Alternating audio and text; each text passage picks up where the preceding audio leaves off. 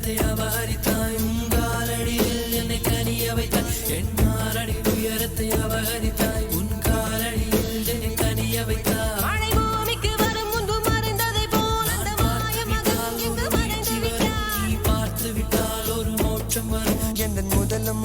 நீ